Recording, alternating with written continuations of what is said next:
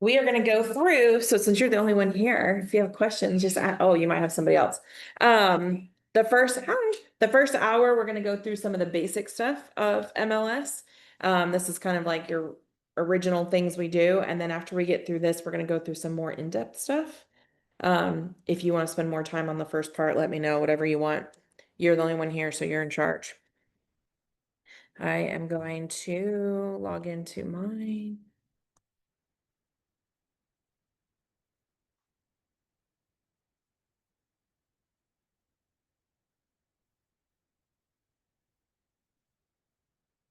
Well, hopefully I remember my login. We're just going to use this one. All right. Good morning. Hi. Yeah, there's not a big plan. Okay, so our basics. So when you first log in to your MLS, you're going to see this home screen. So we're going to go through a couple of what these are, and we're going to kind of go through the list that you see up at the top of your handout. At the very top, you're going to see MLS Touch. That is an app that we have for the MLS. So if you want to have an app for your MLS, you would search MLS Touch. Forewarn, that is an app that is given to you through the association. So if you do not have that link, just see a staff member before you leave. They'll give you that link for Forewarn. Don't go to your app store and do it on your own without their link because you're not going to get access. What Forewarn is, are you both familiar with that? Okay, so Forewarn is an app that you put on your phone, and say you get a call, somebody wants to go see a property, you put that phone number or that name into Forewarn and it will tell you their history. So do they have any arrest records? Is their name not matching the name they gave you on the phone? It's kind of a security protocol for us. It is provided to you as a member benefit. So if you do not already have Forewarn, just see a staff member on your way out and they'll get you the link so that you can join Forewarn. Cuba Casa. So on our home screen, you'll see down here this cube that says Cuba Casa. You're going to want to register through this, through your account. You don't want to go to your app store or anything. You want to do it through here. You would log in. This is going to be, I'll see if I can get into mine. Mine's on my phone, but this should be your login.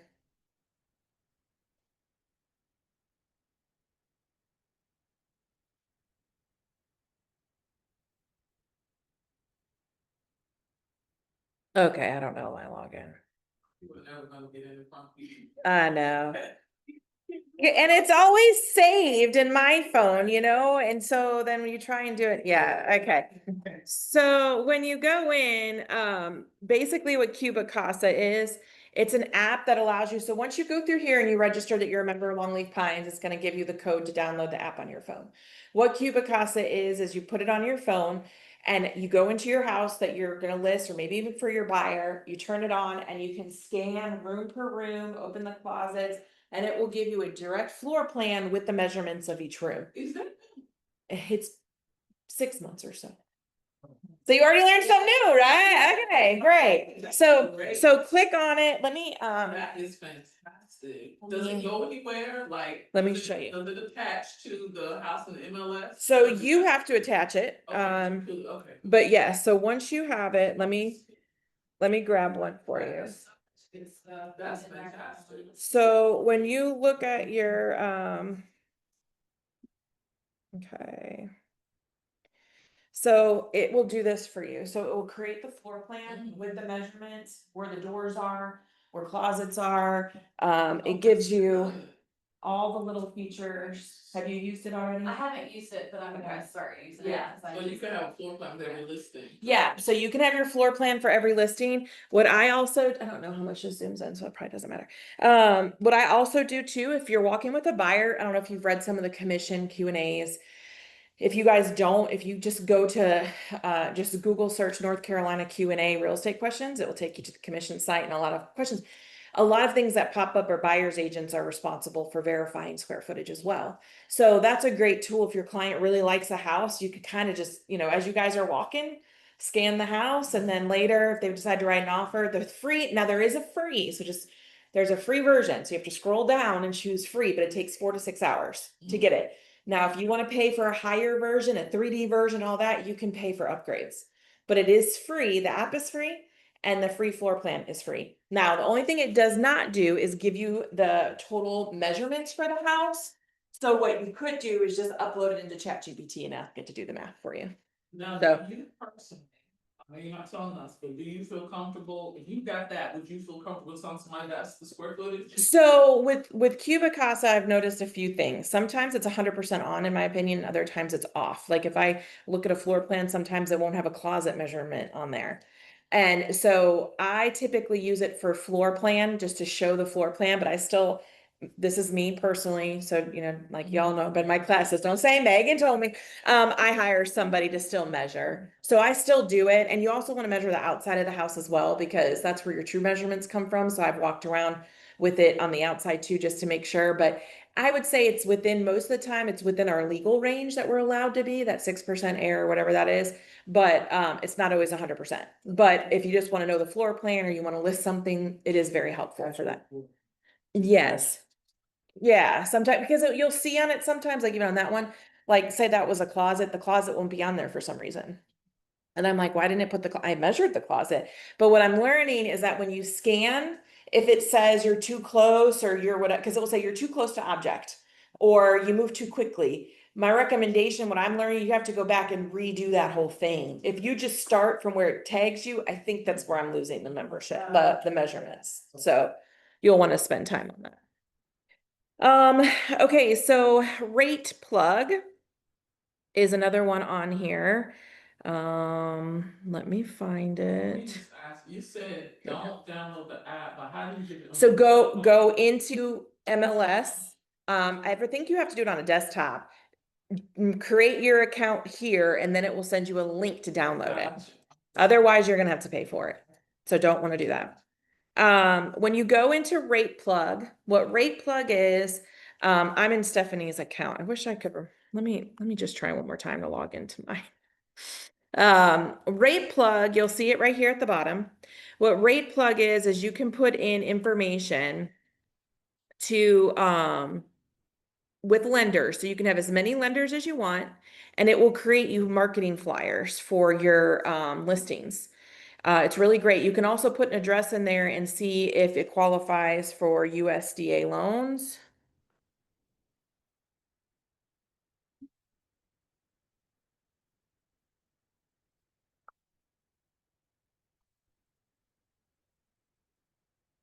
Oh my goodness. We're gonna go the long way because I gotta get back to log in.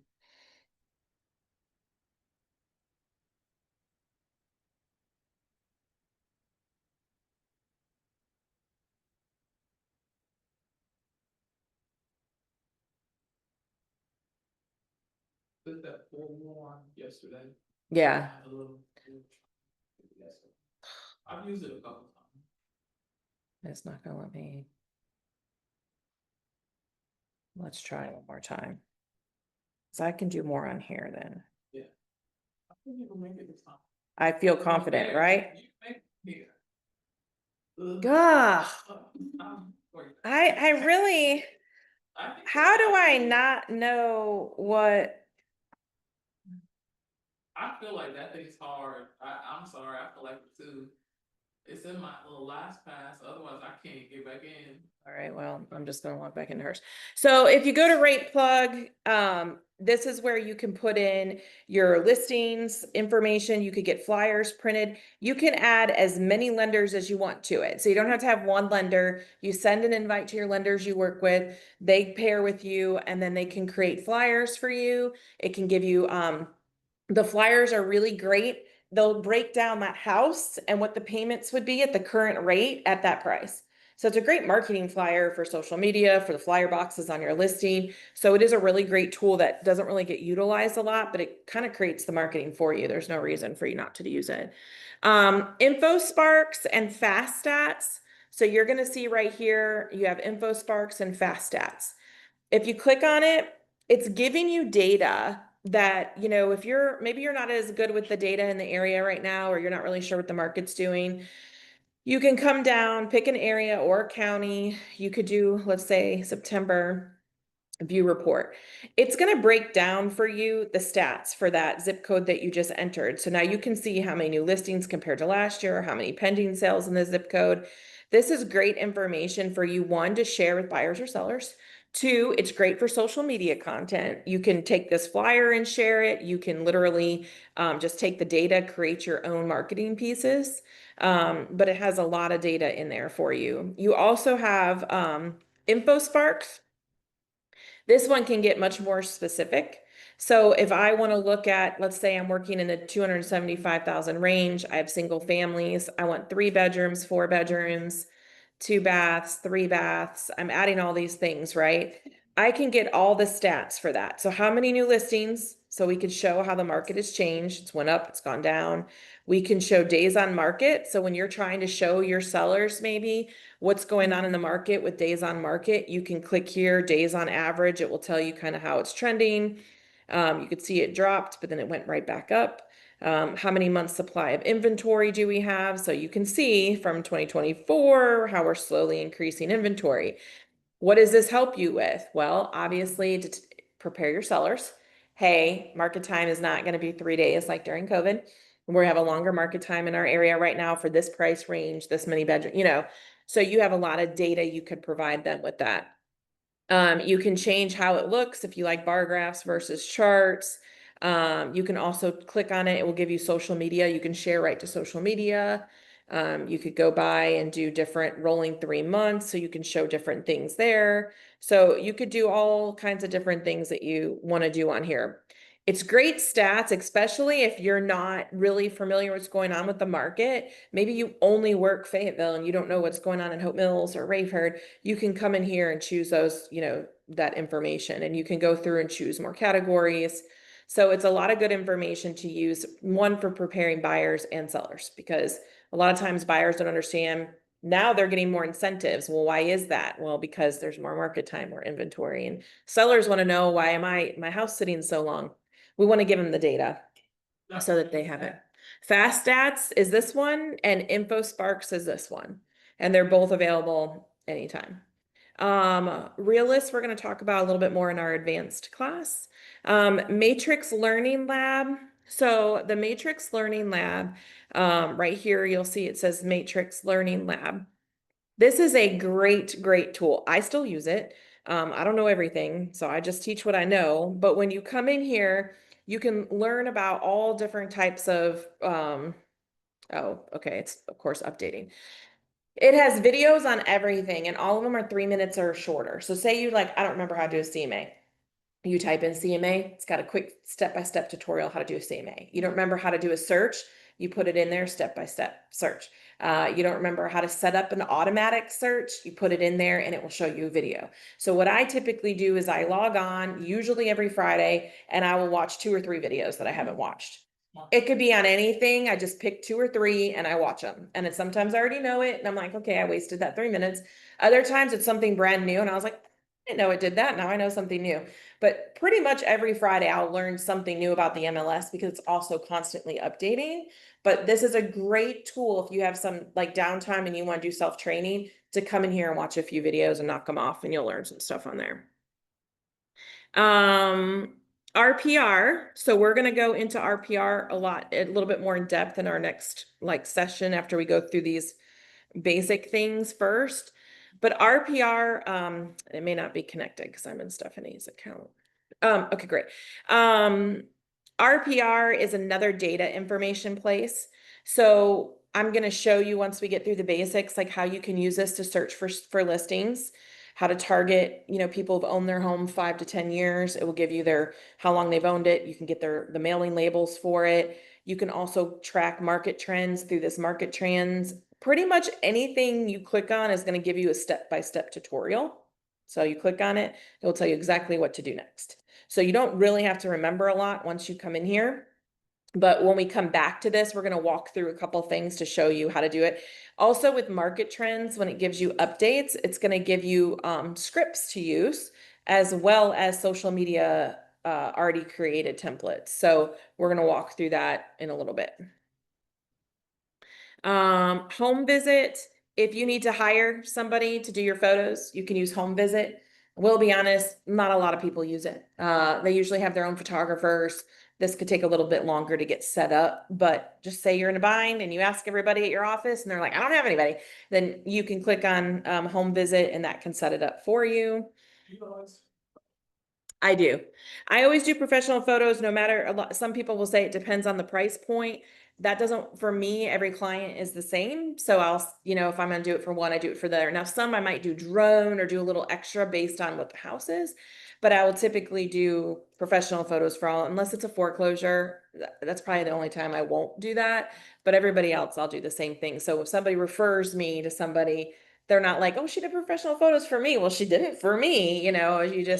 You got to think, if you get a referral and they start talking, why did you do a deal or why did you do this versus, so I try to keep it pretty the same across. I do the cost, yes.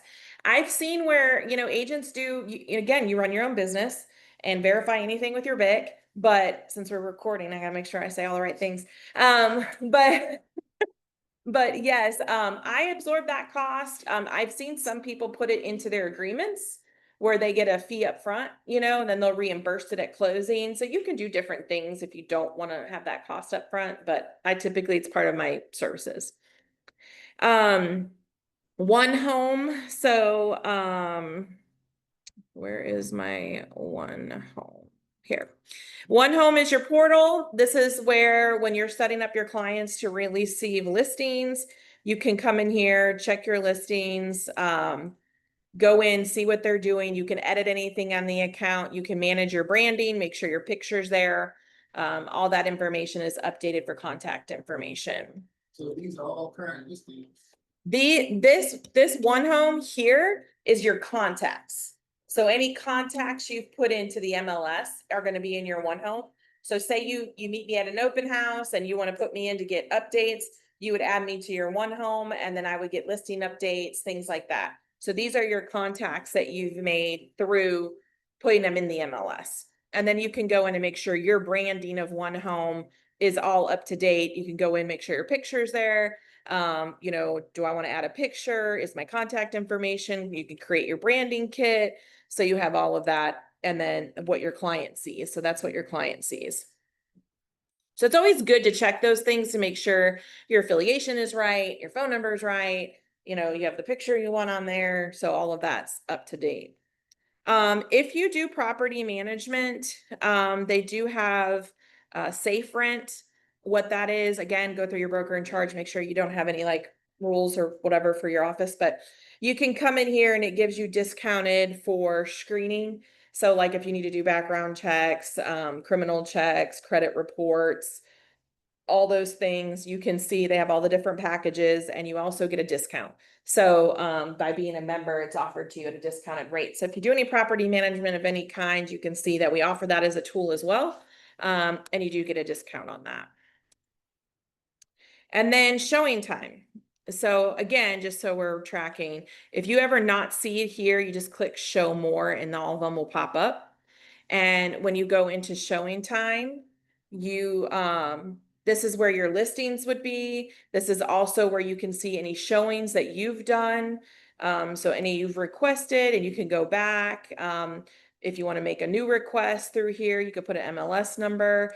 After we get through the basics, I'm going to show you how to do a couple reports from here that are super beneficial for your sellers.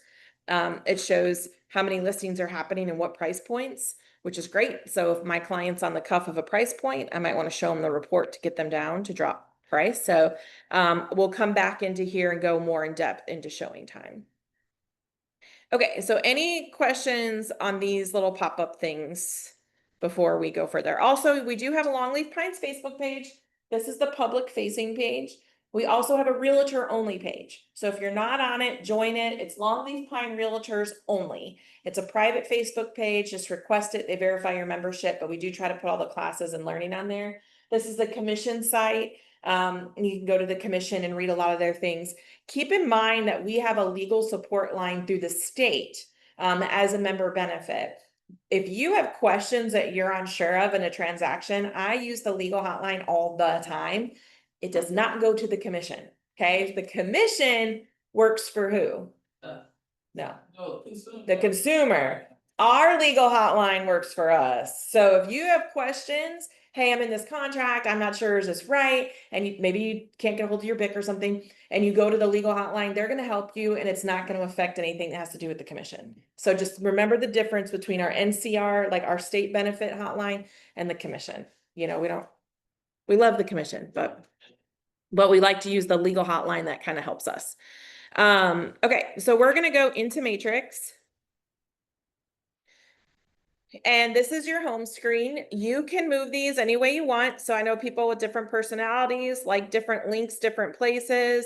Maybe you want to like close it out completely. You can move and add and do whatever you'd like here. Things that are going on, if I have clients set up to get automatic listings, you can see that in my cart. So you can see that here. Hey girl. Yes, I use automatic listings a lot. So I'll show you guys how to do that too. Because honestly, the more you get people, it's going to be hard for you to remember to go in every day and update a search. Go look, go look, go look. When it does it for you automatically, and you can also set it up to where it goes to you first, the results, and then you screen through before it goes to your client. Because like one thing is if your client says, hey, I want a ranch, but I don't want a mobile home. Okay, well, mobile homes are listed as single family and in a ranch, but it doesn't say mobile home. So they start getting them and they go, why are you sending me these? I don't want them. Well, you can set it up to where it goes to you first. You screen it and then it goes to them. So that's a benefit. Yeah, and it keeps you knowing what they're seeing and you're choosing what they're seeing. Yeah. Yeah, and that way you can say, hey, I just sent you these. Do you like them? So one thing I like to point out on your search tab is cross property. So I use cross property a lot. If you have somebody who's looking to buy a house and then they're like, hey, I don't know what's the rental like in this area, right? Well, you could go into rental and search rentals, just like you can do lots and land and multifamily. They're all separate categories. But if I want to search rentals and for sale at the same time, so I can pull that data at one time, I use cross property. I can type in my neighborhood name. And I'm going to do active, pending, sold, leased 0 to 360. I have 30 matches. Go to results. And here it's going to show you, here's some rentals and here's sales. So I can look at the rentals at the same time as the sales. So when I'm doing kind of an overview for them and I see, okay, this house is, most of these houses are 245. Okay, well, the rent's 1,800 and that's probably not going to really cover it plus management fees. So I can look in one search, the rental and the sales prices. Now in here, just as an example, you can do whatever you'd like to your search criteria. So I can move these over. If I want my address up front, I can move the address up front. If you click on the top, it rearranges it. So this will go from residential then to rent, or I can click it again and keep the rent at the top. I can delete. So if you're in the gray area up here, do you see how I have these little 4 arrows? If you click on it, you can remove a column. So I can remove that column. Let's say I want to add a column. Maybe insert column. I'm trying to look at, I don't know. I want to pick something that maybe will show something. I want to look at the county. Apply. Now it's going to put the county. So if I want to have a certain search because I'm looking for something, you know, maybe particular to that client, I can just click on the left, on the gray. The left click gives you those arrows. You can insert those.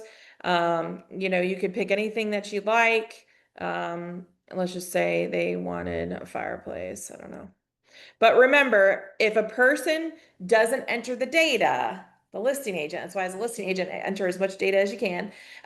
It won't pop up obviously, but if they did, now I can see, okay, well, they prefer a fireplace. So let me put all the fireplaces on top. So I'm going to click it and I'm going to click it and now it's yes to no. And then I'm like, I need to save this search for them, right? Because I don't want to have to come back and do this every time. So I can click that and I can set my current search. So I can save this search. Maybe I call it Amy's search or Joe's search or Acorn Ridge, whatever. You can name it whatever you want. Once you do that, then you can come back and choose however you've decided to save your searches. So you can always have specific searches for specific things. and then save it that way. So you can come back instead of agent one line, you can go to however you saved that search. Okay. Let me ask you something. Yeah. Okay, you say that's like right there, you had 30 results. Mm-hmm. When you save that search and come back to it, is it just the 30 results, or if tomorrow is 28 results, is it changed? Well, this search isn't saved unless I hit save search down there. Then it's going to be the search criteria is saved. So then when I go like this, I was saying, this is I'm saving the display, like how I like my display setup. Oh. So I added county fireplace. So this up here is saving that. But if I want to come down here and hit save, then I can click new saved search. And then I can save this search a certain name. So then when I come in, it's going to pull that same criteria every time, but the results might be different based on that search. That's really helpful. Yeah. So you can do it either way. But if you like the format of how this is set up, I think I explained that a little wrong the first time. If you like how this is set up, where you want the county, you want the fireplaces, you can save it. So when you come in and do the display, I want it to where it's showing me that county and the fireplaces. So you can do that. But then you could save the search for that specific person by that name or that criteria. And that other save? I see save. this is this one. If you want the settings to be saved, this is how you would do that. And then you can always come in and save that setting. And then those are saved every time you come back. So if I save the settings, then every time I do the search and choose that setting, it's going to show the fireplaces, the county, and all of that. Right. But if not, then I'm going to come back in and maybe it's going to go to my standard one. So this is the standard search, let's say. When I do that, now I want to go back to the one I just saved, which I didn't save it, but you go to agent one line and there it is. It's coming back up that way. So you can save it how you like. Maybe when you do CMAs, you have a different search screen because you don't need some of this other, like, I don't need all the agent information. I might remove that and just put closed square footage. So I can see closed square footage. I'm just going to click over here and I'm going to add, I'm going to insert column and I might put closed square foot so that I can see the closed square footage when I'm doing comps right off the bat. So I can see them on the home screen. So I might save this display as CMA search, but if I want to save the specific search criteria and come back and upfresh it every time, that's where you do the new save search. That's for the criteria. So this is criteria, this is display. Okay. And again, like I said, you can move them, you can delete them, you could do a lot of different things on how you want it displayed. Our stats tab, we'll come back into search and go over a few things, but our stats tab at the top, we're just going to go kind of across the top. This is if you want to pull data. Again, this is another great tool. I always tell even newer agents, if you're not really sure how the market is or what it's going, you can use these stat tabs. It's going to give a lot of data. I take a lot of it with me to my appointments, but you can look at historic, right? So if I want to look at, let's say, historic count of active listings, and I'm going to pick a neighborhood. Let's just say Acorn Ridge. I always choose that neighborhood just because there's always inventory. And I want residential and hit generate. It's going to give me over from 2020 to 2025. I can't read a graph, so I'm going to hit data. And now it's going to give me the numbers because I'm not a graph reader. But if you hit print and you hit show tabular data, it will give you both. So if you don't know your client's visual or not, you can do that and they will get both. So here it's showing, active listings.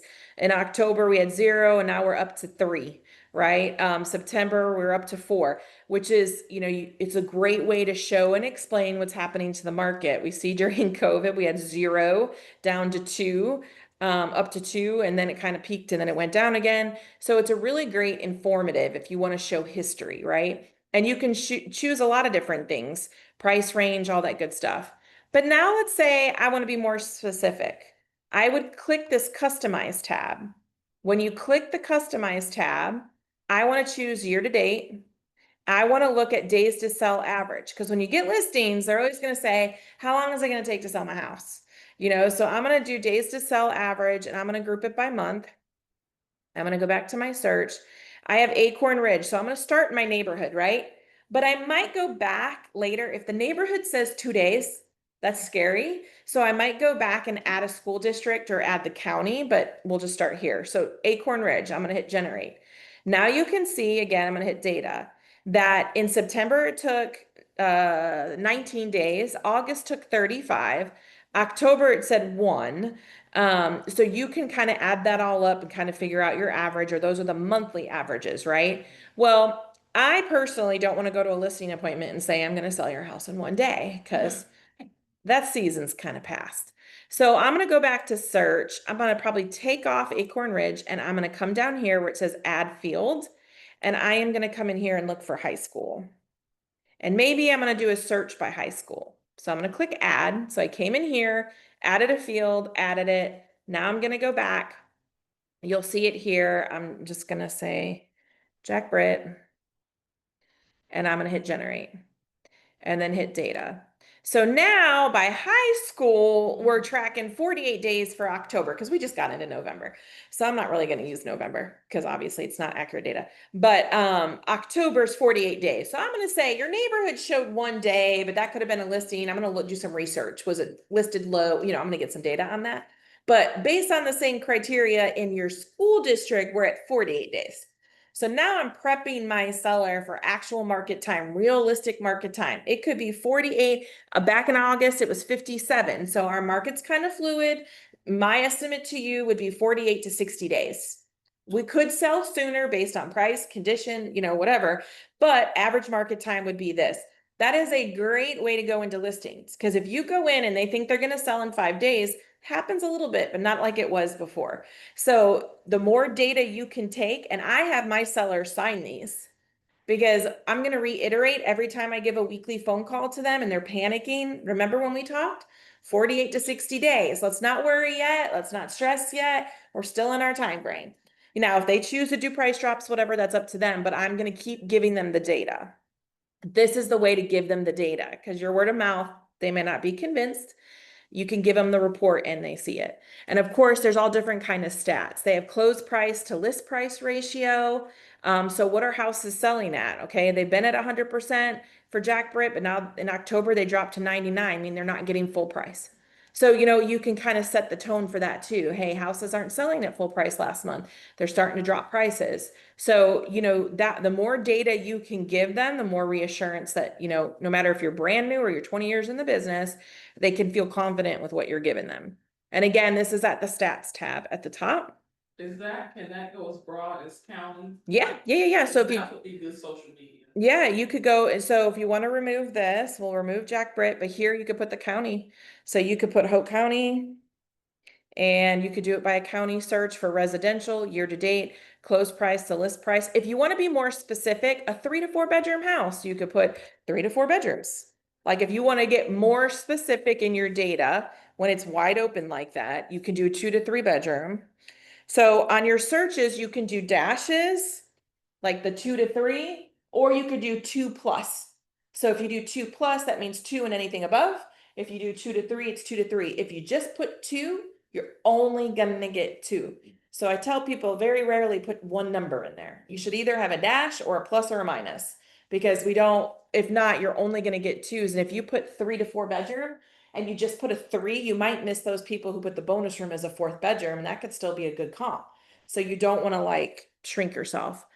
And then you hit generate, and it's going to tell you, it's saying that on average, the county, see, that doesn't seem accurate, but it's saying it's closing at 100%. So, but we could also go down here to days to sell average. And now you have for the county. So you have October was 56 days. So you could show them county, high school, your neighborhood. And that's a very broad, so they can see it could be up to 60 days. So that's where we got our 56 days here, 48 days for the school district, says 1 for their neighborhood. But prior to that, they were at 30 and 40 in their neighborhood. So I would point that out. So it's a lot of good data on there.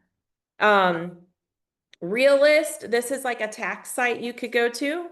We'll talk a little bit more about that in the advanced class. It's right after this. But you could put the address in here for a property, or you could do a search by name. So say you met somebody and you're like, man, I don't know their address.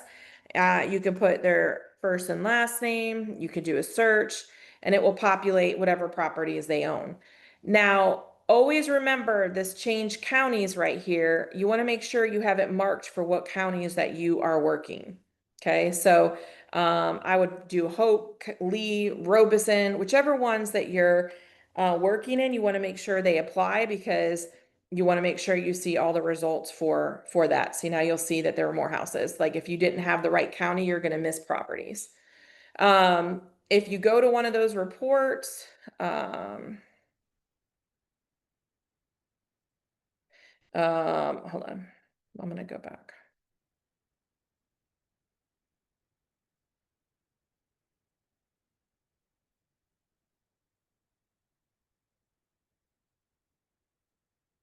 When you pull, what did I do there? When I pull the report, it's going to give you some data on the house. So it's going to give you their information. This might be, is it owner occupied? Yes or no? There might be another forwarding address there. So that's a good way you can find forwarding addresses. This is going to break down the tax bill. So when you do net sheets or you're trying to do prorated taxes, you could use that tax bill.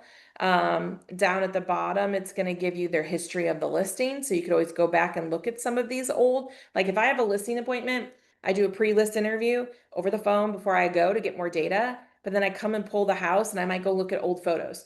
Because if I called them and they said they've done no updates since they bought it, and they bought it in 2016, I'm going to go look at that old MLS photos and see what I'm dealing with, right? So it can kind of give you some insight into that. And then the bottom will give you a history.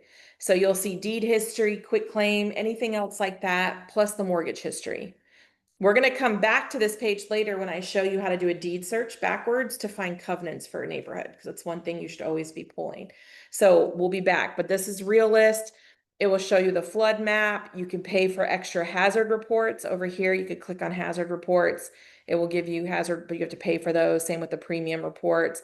You could go to neighborhood profile. This just gives data on the neighborhood, average age range, working, renting, owning. So like if your client wanted more information, these are the schools, you can print this out and give it to them. They can see what's around the area, data on the information, all that good stuff.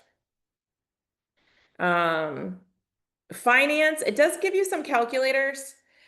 You shouldn't really be calculating that. If you have a buyer, have your lender do that because you don't want to miscalculate fees. So they're here for you if you want to use them. I just kind of stray away from those. Add and edit. If you're going to add your listing or you need to edit your listing, that's where you would go to hit add or edit. Then you can enter in all your listing information. Market reports. This is where you, well, this is different because she's a staff person, but you can go in here and get, like, I feel like people use it just to be nosy, but you can look up members and see where they're at, you know, in production or ranking, you know, but it also gives you your production. So like for me, I always tell people go back and look at all your sales and are you reaching out to those people? If you can't remember all your sales, go back, pull them from MLS and reach out to those people because that's your bread and butter. And then links. This links tab is going to give you all of your tax sites, register of deeds sites, GIS, all of those things that you should be using when you have a buyer or a seller. So when you have a buyer, you should be going in and pulling the deed, pulling the plat map, finding the covenants, giving them all that data before they write the offer. If you're a seller, I want to pull all that just to make sure there's nothing I should be aware of. With covenants, the reason why you want to pull covenants for a buyer is if you're putting down $1,000 due diligence and you go under contract and then you find the covenants that say they cannot have chickens and they wanted chickens, now they're out $1,000. So those covenants, we're going to walk through in a minute how to pull all those, but those should be pulled first before writing the offer. Megan suggests, but you know how that goes. Okay, so we're going to go to one last thing is my matrix. Just a quick visit on here. If you go to summary and you go to settings and you go to your information, you want to make sure that all of your information is correct here. You can also customize your header and your footer. So when you're sending them listings right now, it's just a blue top with a little house on it. You can come here and upload your own image. You can upload your photo. You can upload your personal photo and you click on custom photo. You can upload, you know, your headshot. So you can customize this more. So when they're in your matrix or you're sending them listings, it's more custom, or you do your CMA presentation, your cover sheet's going to have more data on there that looks more professional. See, like right now, there's no photo on her CMA. So you'd want to upload your photo, make sure it's there. So go through My Matrix, go to settings and do your information, make sure all of that is correct and that you've customized it to you. So it's more customizable when you're sending it out to people. All right. So now, again, we're in our search tab. So again, you can search rentals, lot and land, multifamily, and whatever commercial. So you have the ability to do any of these. Commercial, you do not need to have a separate license, but you should have somebody with experience helping you if you've never done commercial, but it's not a separate license. Okay. So you can do commercial and you can do rentals based on your office policies and all that good stuff. So you have the ability. Now, commercial does have their own MLS platform as well. I don't remember what it's called, but whatever commercial is in our MLS, you do have access to here. But we're going to go to residential. So when we're in here, a few things to point out. At the bottom here, you can add as many fields as you'd like. So if you click add or remove, you can add things that are specific to what you want to search for. One of the biggest things people ask about is pools. So you have like exterior features, fenced yards, hot tubs, pools, those kind of things. You want to add this field to be able to search for those because there is no field up here to search for pools. Okay.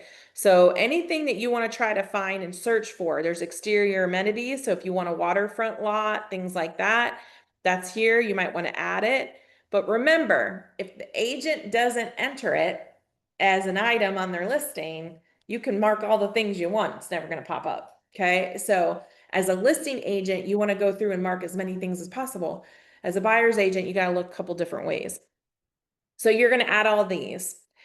Now, let's say it's not in there and you're looking for like a handyman special, like you don't want a foreclosure, but your client wants a deal, whatever.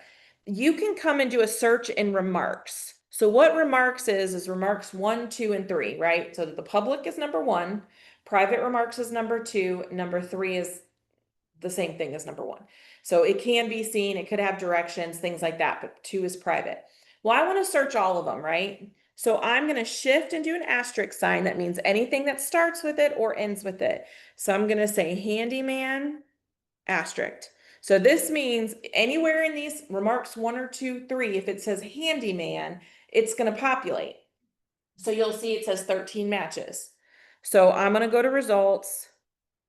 I'm going to pick one. Most of these are, so I don't know how new some of y'all are or not, but TR means triangle. That means those are the triangle listings that have merged with us. So we merged with triangle. So we have the Raleigh listings and R. So if it has a TR, that's a triangle listing. It usually has a lot less data on the MLS sheet because of the merger. When it's just the regular 6 numbers, that's our MLS. Put in our MLS, our MLS. So if we click on that, we're going to go down to comments. And it says, let's see, somewhere in here, it probably says work was done by a handyman. A handyman did most of the work. So that's where handyman came up. So it's not the handyman I'm looking for, but you could see it popped up. So if you search for specific criteria, you're not finding it, you might want to put in-ground here. So see if any words pop up in-ground or pool, or it's best with one word searches. You can do a comma and do another one, but it just gets messy. But this has helped people find things like if you're looking for, outside building or something like that, you can search by remarks. You just do the asterisk before and the asterisk after. And that's what's going to help with that. Now, we're going to go back and do handyman really quick. Can I ask a question? Yeah, ask away. On the MLS Touch, Mhm. when you find a property you like, you can bookmark it. I haven't found that you can do that here. Is that right? Like an individual property? So if you find a property and you just want to come back to it on here, no. The only thing I think you could do is save it to a cart. So that would be a cart for you. You could save it to that cart, but I don't know a way that you could just bookmark it to come back to that one. Touch? Yeah. Okay. Yeah. Okay, so you do your search for your client, right? So your client said they want a handyman special, they don't care where it's at, whatever. So, or maybe they want a 3-bedroom, 2-bath. You put in all your search criteria that your client wants up here, and you're gonna go to results.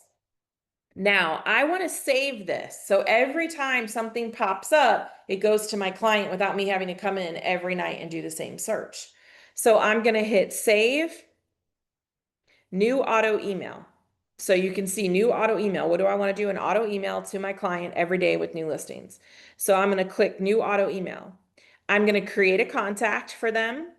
If I need to copy somebody, I'm going to put it here. Subject might be homes that are handy man specials. Okay, that's what they're going to see in their email. This is the email they're getting. I've created a new search for you, da da da da da. Recurring email. I've set up a search base. I don't like that, right? It sounds like I've already repeated. This might say, I might change this to say, this link is updated with new homes matching your search. Because this is the email they're getting every day after the first one. And I can set to save this as my default. So if I want to make it my default, I can save that as my default. Now I have multiple options. I can do concierge. So if I click concierge, that means it's coming to me first. I'm going to screen it and then send it to my client. So you know that handyman one is not the one I was looking for. They had the work done by a handyman. So when that came to me, I would hit decline. That's not going to my client because I'm going to look stupid, right? So I have it go to me first. It will alert you in your email, hey, you have a concierge thing you need to approve. You can accept or decline it. If not, you can have it set up ASAP. I really wouldn't do ASAP. ASAP I did during COVID because as soon as something come, you wanted to be notified. Now ASAP means every time a house goes on the market, every time a price change, every time they're going to get an email and they're probably going to get annoyed by you. I would say that ASAP I would use if they wanted a specific house in a specific neighborhood and just doesn't pop up a lot. I might put ASAP so as soon as it happens, they would get it. If it's a foreclosure, since foreclosures right now aren't really happening a lot, maybe I would put ASAP so we could jump on it. But otherwise, I'm doing daily and you can choose AM, you can choose AM and PM, you can kind of mix them, and people will really think it's you sending it. So I like to switch mine up because sometimes they think I'm up at 4 in the morning and sometimes they think I'm up at 8 at night, so, and then you would just hit save. And now they would have that auto email coming to them directly if you do this version. This version is if it comes to you first. So you have the ability to do that too. Questions or anything on that? Did you, or new broker, you set up like a dummy account and practice this first? Cause I always feel weird not knowing, not seeing for myself what the client got. I would, so when I was new, I really didn't know about this. I'll be honest. My first 5, 6 years, I've been in business 20 years this year. My first 5 or so years, nobody taught me that we're in a new MLS, but our old MLS had that feature and I didn't know. So every night I was going in and what I would do is do the search every night, send it to myself and then forward it to my seller, or buyer. And because I set my sellers up too, just for reference.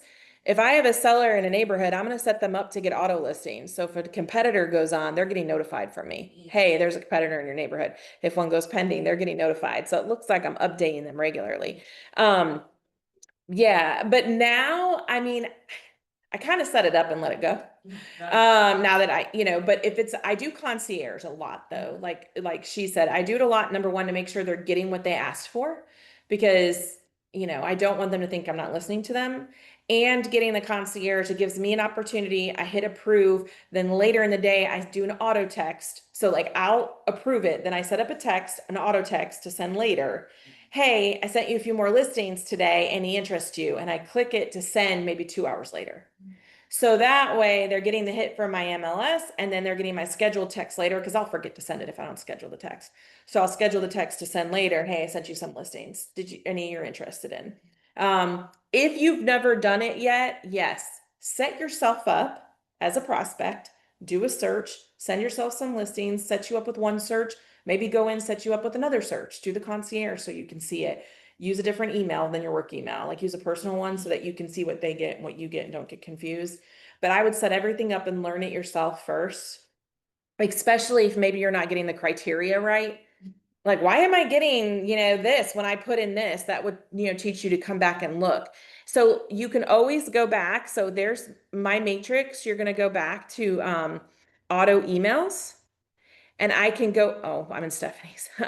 You can go into your auto emails and fix them. So you can go back and edit and change. They're not permanent. So anytime that you have an auto email set up and your client calls and says, wait, I just want this square footage, right? You're okay, cool, I can change that. You can come back to my matrix, go to my auto emails, pull up that client and edit it. So you can always go back in and change it and do all of that good stuff. What else? Okay, so on here too, you can also do multiples.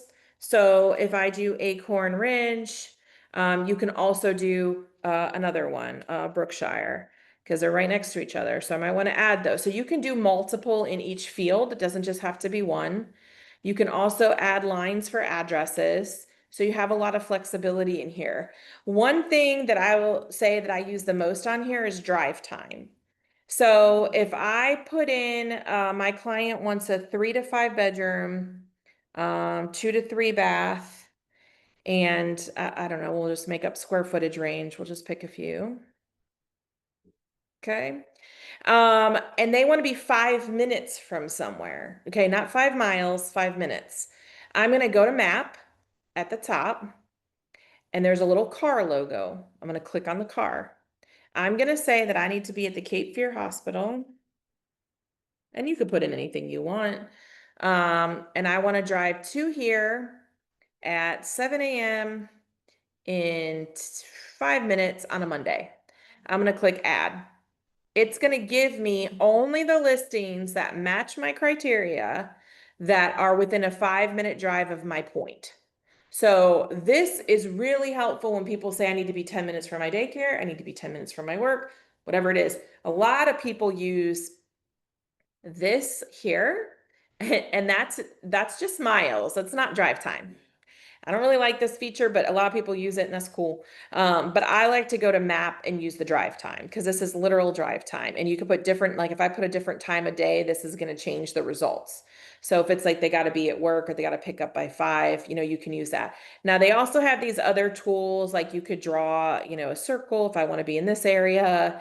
If I want to draw a square somewhere, you could do that. So you do have other tools if you want to play with areas. That's cool. But I do like the, and then you can add, if you want to do like the elementary schools, if you want to add something else to it, you can, yeah. But I like the drive time feature. So I will come in here. You can also put in set addresses and put it in here. So you have a lot of flexibility in that. Now, let's say you forgot what you just did.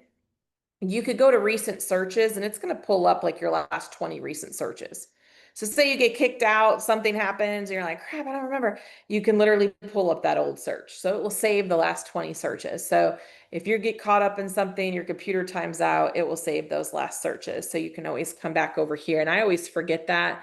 I'm always like, crap, what was that I searched for? I didn't save it. You could just come back here and it will pull up any old search that you did. So you have that option there. Also on your search screen, you have over here, you can choose different types of subtypes, but if people are looking for foreclosures or anything like that, you can check these to show bankruptcy, foreclosures in lieu of. So if you have like an investor, you can specifically just mark these that you want. If you're just looking for a foreclosure. If you don't want those, you could put not. Like I don't want any foreclosures to show up in my search. So you have the ability to kind of add and take away that as well. And then of course your other settings here. So you have your ranges. If there's a question mark, it will explain to you what it is. So if you're not sure, you can kind of do that, add that, take that away, all that good stuff. I'm trying to make sure on the basic stuff. Do you guys have any specific questions on this stuff before? Out of curiosity, how long have you been doing it? 13. Okay, how about you? How long you been doing it? Oh, okay, and okay, Yeah. okay, cool. No, that's good. Okay, so questions on your basic searches before we go kind of more into the in-depth stuff. That's probably gonna be like, you're gonna be like, what the heck are we doing? But okay. Listen. So just a quick thing, if you have a client, they want searches done, you're going to come in here to your residential, you're going to enter in the information that they're looking for. So, you know, your bedrooms, you're gonna put the range, the bathrooms, if they wanna be in a certain area, you can do the drive time. Or if they just wanna be in a certain school, you can come down and add the school. And then you'll see your results here and you can base it off that. Again, you can screen through it, set them up on the search. One thing too, to be careful if you're doing CMAs or anything like that, since we did merge with Raleigh, you really want to add, where is it? Oh, I'm in hers. The living square footage, because if you're doing searches, especially for a CMA and you haven't added that field, you're going to miss a lot of the triangle listings. Because that's how they close theirs out. So you're going to do, livable heated square footage. That's what you want to be using for your CMAs or, when you're doing searches, like you might put 2,000 to 2,500, because otherwise you're going to miss triangle listings that have been put in here because they close them out a different way than us. So just as a heads up on that. You what? Oh, okay. Yeah. Okay. Did you learn anything new? Okay. Okay, so for RPR, we're gonna go back into RPR. RPR, this is where we're gonna do our address labels if we want to do like a map search for somebody. So we're gonna click on research up here, and we are gonna go to the map search. And then we're gonna make sure that it's on residential and that it's on public records. Okay, I'm gonna type in a location. So let's just say Acorn Ridge.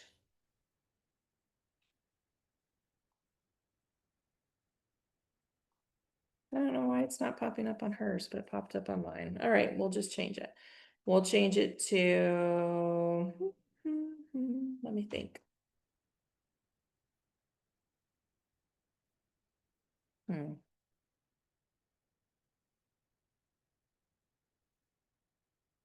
What does yours pop up? Do you have your RPR on? If you put in Acorn Ridge, does it pop up? Mine did on my account, so. Update my colors. While we're in there. Yeah, you can upload your picture and stuff too. I've got, yeah, I knew my pictures in there, but I didn't know I could put my actual brand. Yeah, and you can upload your logo and everything too. Yeah.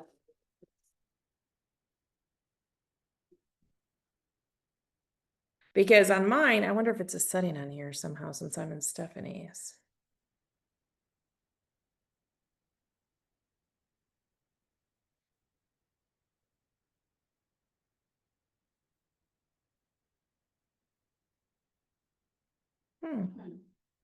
Does yours let you do a neighborhood?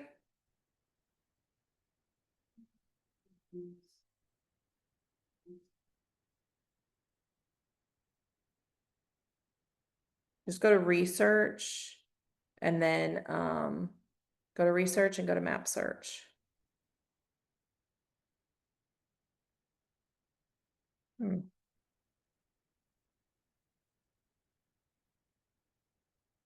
trying to figure out why these all showed up on mine, but they don't show up on hers. I guess this would be good to know.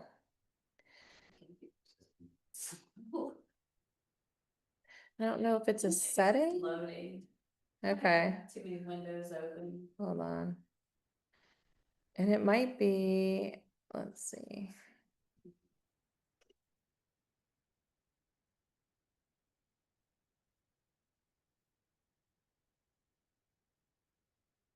Let me see.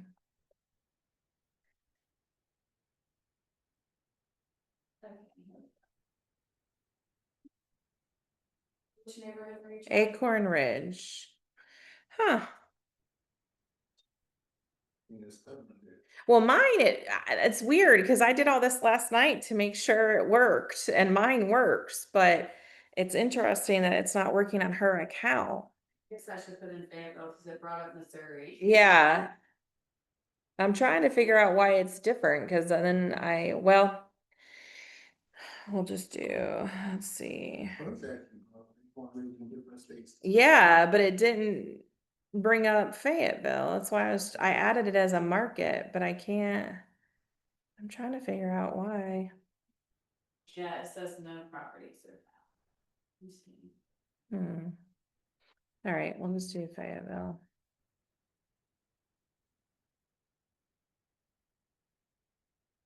Why is Fayetteville, North Carolina not even showing up? Stuff it's gotta be England, right?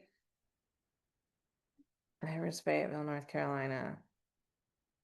Okay, well, we would have to, this is gonna be way too big of a result, but typically on mine, you could enter in here your neighborhood. So I guess I'd have to figure out why, yes, this isn't working. So we could go here, to filters. Let's see if it will let us.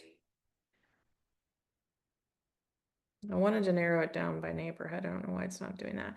But what you could do, so we're going to skip to farming then for a second. So we do the same thing. We put Fayetteville, say we want listings in Fayetteville. Okay. And we have too many listings. So we go to filters.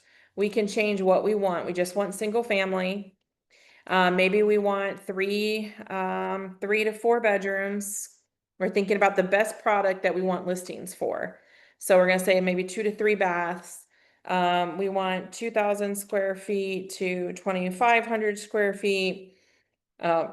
Maybe we want acres. If we want acres, we can exclude all these or we can include them, the foreclosures, things like that. But I'm looking for listings, right? So then I might want to do owner occupied. If I'm looking for buyers, right, I might search absentee owners because if they're not living in the house, somebody's living in the house who doesn't own it. So if I'm looking for buyers, I could click absentee owner. But if I'm looking for listings, I'm going to click owner occupied and maybe, and you could still do absentee owners, right? But I want to mail to the house. So I'm going to do owner occupied and maybe they've owned it, I want 10 to 15 years, right? Because if they've owned it 10 to 15 years, they should have a lot of equity. And then I'm going to do update and search.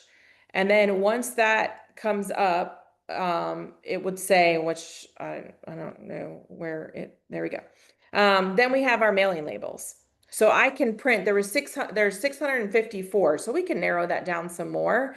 Maybe we want to draw a line here and we just want to choose like Central Fayetteville or whatever.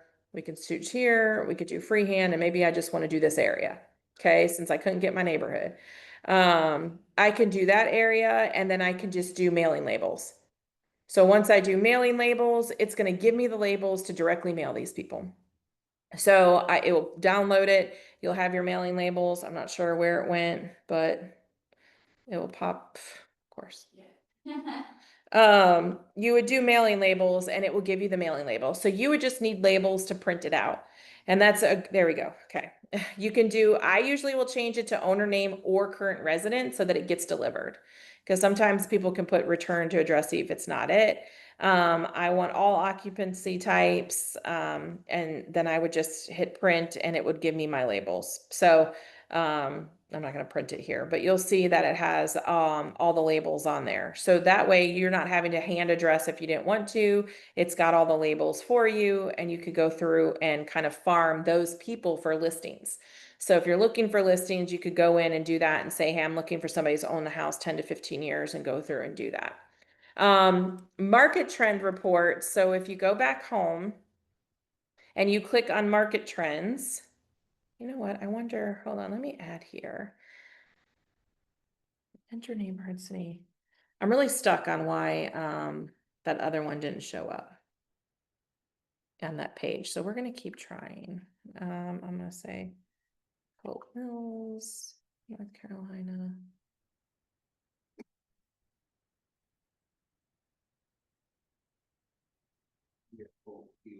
Oh yeah, gosh, good catch.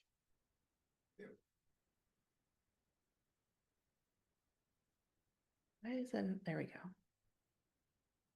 Seriously. Okay, we're going to go back and later and try that one again because I can't figure out why that's not showing up on that one. So we're going to go to market trends. It's going to tell you what to do. So get ready to start. Follow the prompts. It'll take you on a tour. Okay, show me. It's going to tell you to go to research. It's going to tell you to go to residential market trends. Now, if I want to put, let's say, 28314, I'm going to hit search. This is going to give you your market trends. So it's telling you everything here, like, hey, here's your balance. We're in a seller's market still in 28314. It's telling you that. It's going through, it's giving you all this data. You can change the property type back to just single family. If you don't want condos and everything, you could do single family, apply it to all charts. It's going to give you all the data. The best part is you're like, what am I going to do with this? You can hit create script. When you create script, it's going to say, how do you want it? Do you want a social media card? Do you want a PowerPoint presentation? Do you want a video script? Do you want market trends? Do you want a social video? So I say social media card. I create social media card. I hit select background. It's going to give me different backgrounds to choose from. Say it's this one, share with caption. It says my name. It's got the background. It's got the data on here. And then there's also a script for you. So like you don't know what to say about this photo, it's going to give you the caption. So now you could just share this to your social media. So a lot of people will say, I don't know anything about, well, you just take what it is with a 14% increase in inventory this month, buyers have more choices than ever. It literally gives you what to say. So you can copy that and paste it and put it on your social media. So it kind of does it for you. There's an article, you can generate the content. It's going to take it. So it has different tools for you to use. It has video scripts that you can use. So you don't have to recreate the wheel. The data is already there for you. Even being brand new, this is probably the best tool because you can go ahead and share all this stuff about what this means. You can copy it, share it by email. It gives you videos, so you can choose what kind of, let's say, how the market, generate the video. It's going to do a little video for you. So you don't have to go out there and be social genius. It's going to do it for you with all the data and information along with the script. So you could do probably a voice override or just add a caption and have the script on there. But it's a cool little thing for people to realize. And then you have a little video. Looks pretty professional. And it goes through and gives all the stats.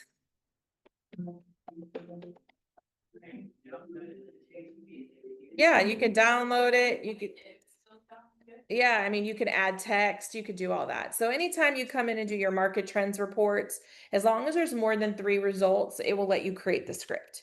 So if you fine tune it too much, it may not let you do that, but you can hit create script and it's going to do all that work for you. So it's kind of a nice thing that you don't have to really worry about creating on your own. Let me go really quick. I want to try this one more time because it's driving me crazy why this isn't working. Still isn't. Okay, I'm gonna have to figure out why. There's Acorn Ridge everywhere but Fayetteville.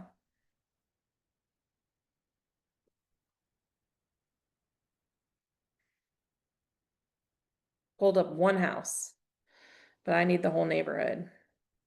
Well, you can when, I don't know, I'll have to figure out why it doesn't work here. But what I was usually doing is I put the neighborhood in. If I want to farm that neighborhood, it will give you all the results for the neighborhood. And then you put create labels and there's all your labels. So it's pretty nice and easy.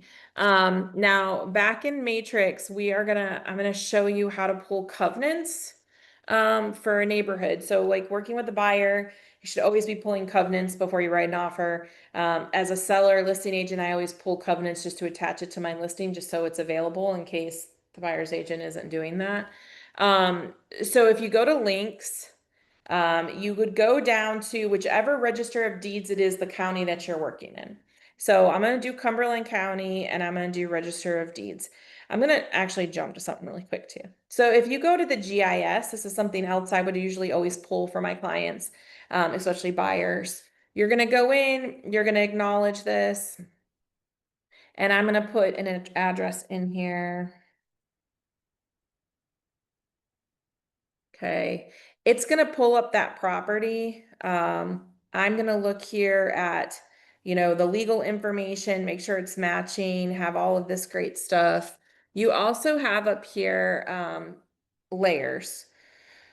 So you can add different parcel lines if you're looking for lakes or ponds.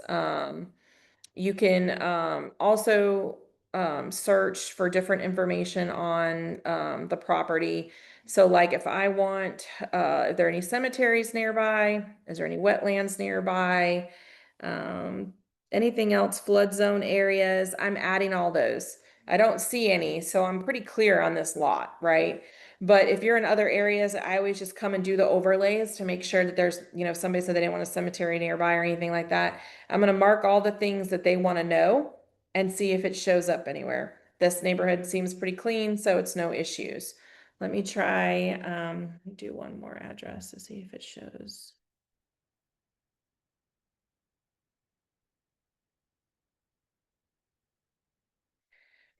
Okay, so you can see here, there's some, areas of wet here. So if we take that off, you see it's not there. We click flood, you could see the flood. So it's a little bit on this lot. So this would be something before I wrote the offer, I'd probably send it to my lender and say, hey, this is where it's showing some floodplain area. Is this going to affect the house? Are they gonna need flood insurance? That kind of stuff. Sometimes if it's not in the footprint of the house, then they're not gonna require it. But I don't want to tell my client that and go under contract and not have it confirmed. So, this is a great way to kind of add those things on here to see if there's any issues. So that's just one of the little things that I use GIS for. But so we're going to go to Cumberland County Register of Deeds, and we're going to go to record search, and we're going to acknowledge the disclaimer, and we're going to go to full system. Anytime you are looking for covenants, we are not looking for a person, we're looking for a thing. So we're gonna mark non-human. And then we're gonna put the neighborhood name in, which is Acorn Ridge. We're gonna use that one. And hit search. Now, when that pops up, you're gonna see a bunch of stuff, right?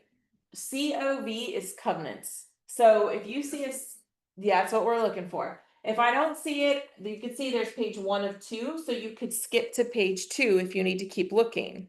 Now you'll see that there's a lot of covenants, right? So what I'm gonna do is I'm gonna go back to my matrix. I'm gonna go into realist. I'm leaving that deed thing where it's at, and I'm gonna put in the address that I'm looking for the covenants for. I'm gonna hit search, and you're gonna see the legal description on here. So it is section 3, part 1, right?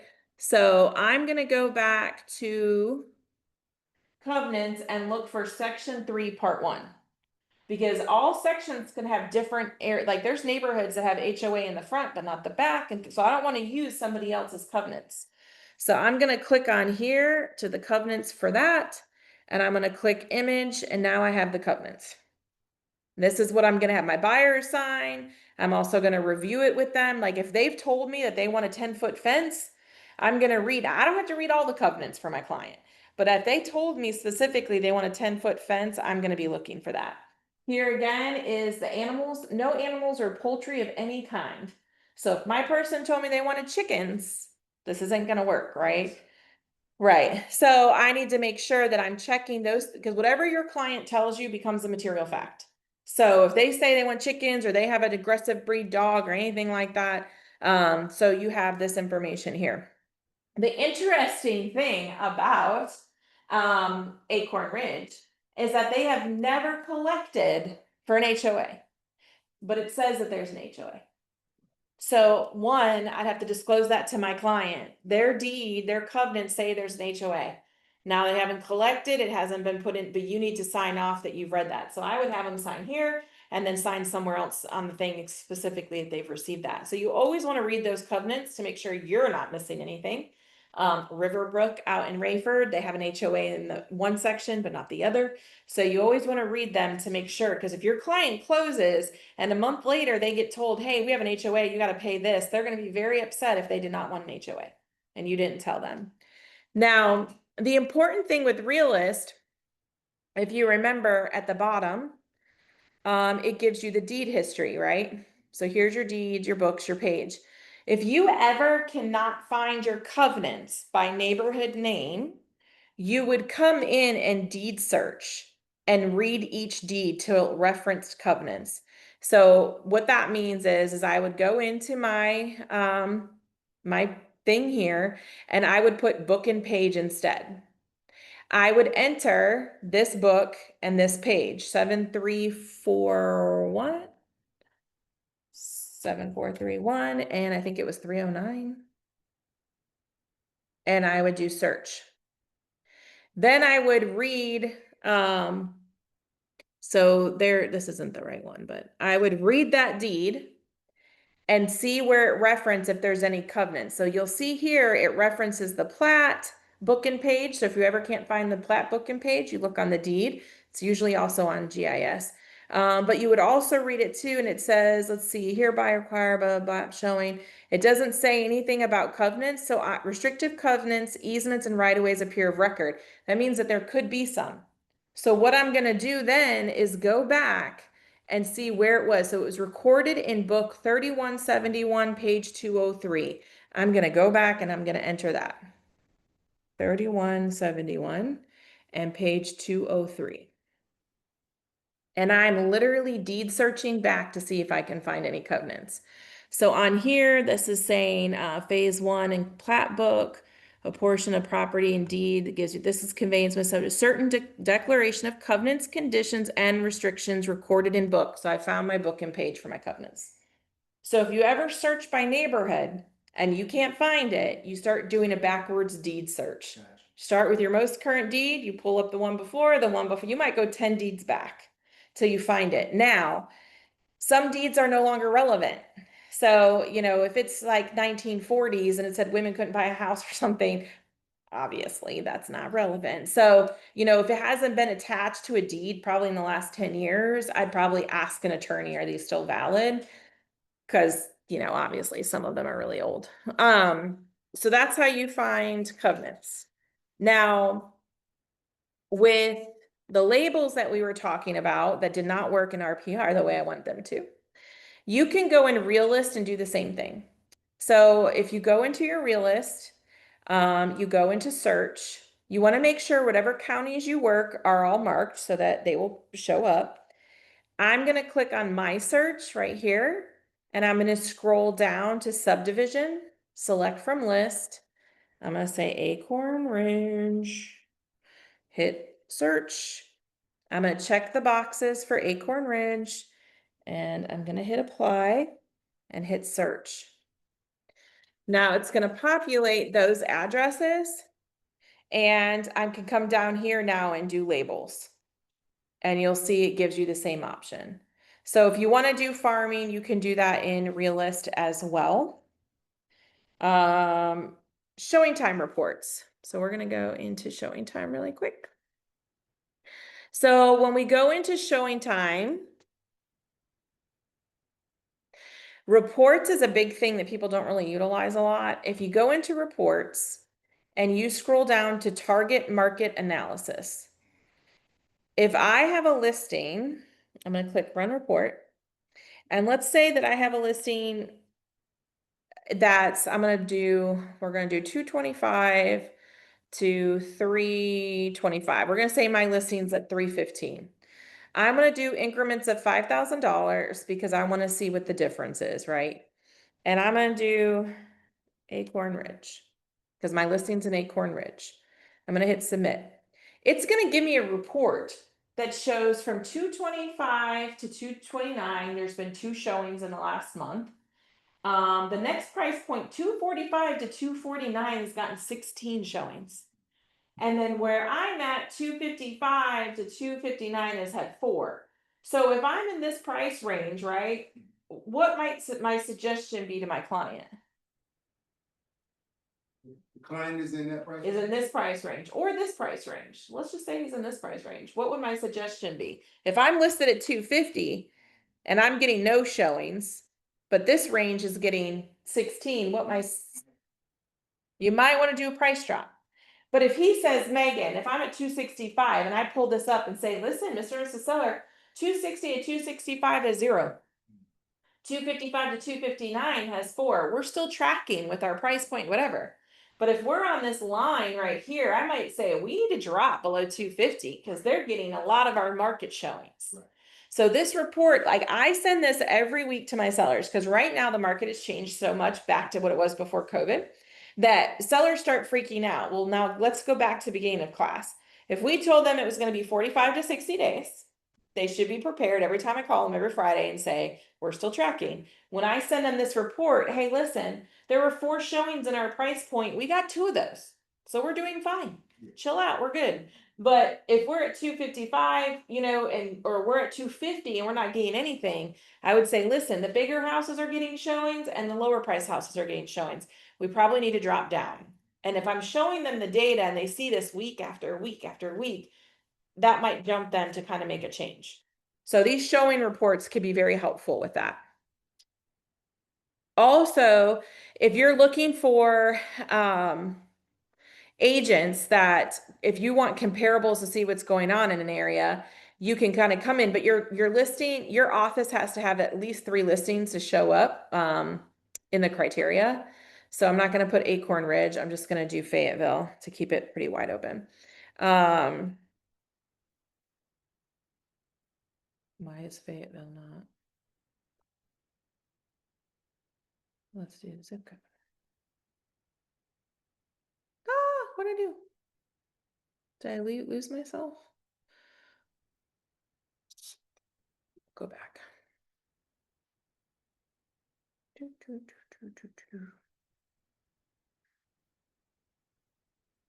Okay, activity on comparables.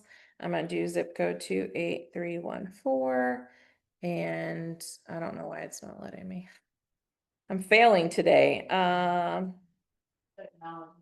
Well, so typically you would put that in here and hit submit, and it's going to show you how many showings are happening, and it's going to show you your comparable. So you can see if you're trending with everybody. Also, you could see this is like your agent activity report. So if you want to send your client reports of what's going on, you can click on that and it's going to show them all their showings and all their feedback. So if you're not sending it to them regularly, you could just do that and it's going to pop up and it's going to, you know, show it to them. I really want this one to work though. I'm not really sure why it's not working. Let me lower the price. See if that makes a difference. None of it's working. Well, play with it later, but it's a kind of good to show you what's going on in that market so you can see the comparables. And another thing we're going to show you is reverse prospecting. So once you get a listing, oh, she's not going to have any on here and I don't know how to log into mine. You could go to your listings. So you would go to my listings. They would be right here. So like this says new listings for the market. That's another stat you can use. You know, hey, we had 26 new listings today hit the market. We only had 8 pending. So you could show people the market trends, but if your listings are going to be listed here, you could click my listings. When you click on that listing, you're going to hit the box, check the box next to it, and it will say reverse prospecting. You click on that. What that is, it shows you everybody. You know how we set up those shopping carts for our clients to get those listings? It shows you every agent that has your listing in their shopping carts for one of their clients. So I can reach out to those agents and say, hey, I see that your client has my listing 123 Water Street in their shopping cart. Here's the link for it. I would love for you to show it, yada, yada, yada. We're offering buyer's commission, or we're doing this, or we're doing that. So the reverse prospecting helps with listings so that you can kind of create traffic to that listing. Lastly, you have these 3 links up here. This is Canopy. Dorify is the Charlotte area. This is Charlotte area. Williamsburg, Virginia. Here's my things. Yes, you have access to them. If you click on them, it will take you right to their MLS. But you really should not work outside your area if you're not trained. So yes, I have access to the Charlotte area. I could go show their houses. I could schedule through showing time. I could do all of those things, but do I know their road projects? Do I know their drinking water? Do I know all the things like I do here? Probably not. So I would be careful of that. But if you want to go looking at those, you do have access to those 3 MLSs also with what we have. What questions, concerns, or anything do y'all have? So if you got your first client today, do you feel comfortable doing a search? No. Okay. But I can. Well, so come up here. Which is us. Come up here. Yeah, Okay, I so just work through it. I want a 3-bedroom, 2-bath in Jack Britt High School.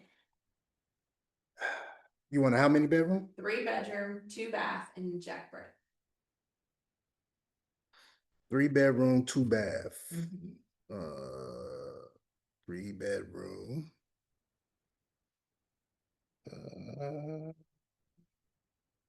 3, or let's do this. There you go. All right, And then I want 2-bath.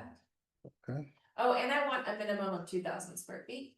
You want 2,000 square Minimum. feet? Where was square footage at again? Keep looking down where you were at underneath Here. bedrooms. Keep going down. Okay, yeah, back total. Lot size, square footage. Yeah. So Uh, at least 2,000. at least 2,000? Mhm. Okay, so we'll go here.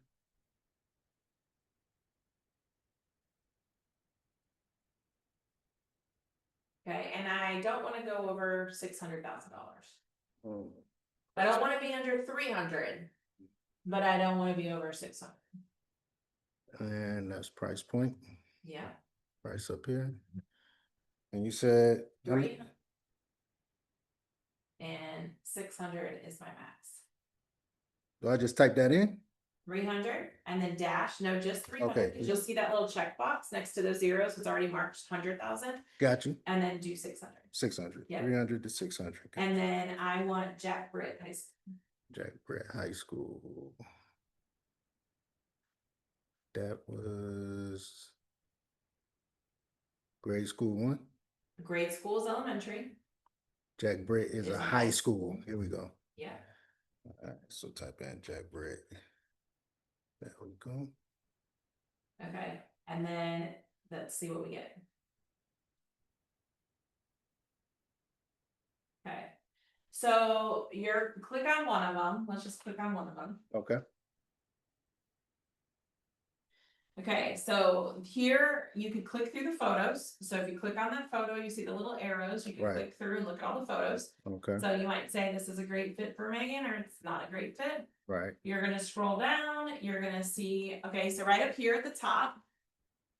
Where it says DOM, that's how Gotcha. many days on market. Okay. So it's been, now if you scroll back to the top, Okay. I want you to click on the word that says history. History.